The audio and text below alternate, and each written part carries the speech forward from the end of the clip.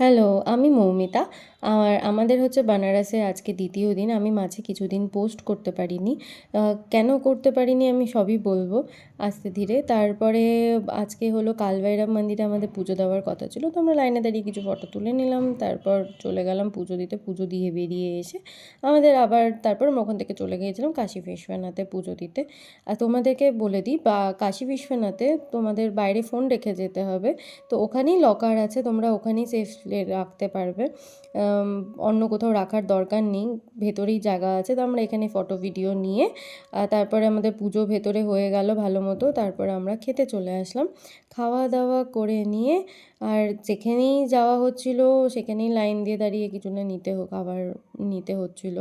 তারপর যাই হোক, এখানেও আমরা কচুরি ট্রাই করে নিলাম, খুব নাম শুনেছিলাম। খুব একটা ভালো বলবো না, ঠিকঠাক খেতে।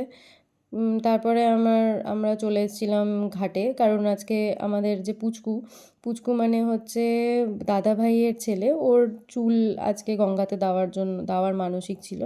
তো সেটা করে ঠোরে মারা বোট রাইড করতে গিয়েছিল। তারপর মারা আসলো, আমরা লাঞ্চ করার জন্য চলে আসলাম একটা রেস্টুরেন্টে। তারপর সেখানে আমরা অনেক কিছুই নিয়েছিলাম, সবাই মিলেমিশে খেলাম।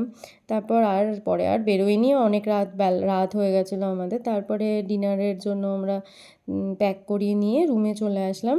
তারপর রুমে এসে খাওয়া দাওয়া করলাম। আজকের জন্য টাটা।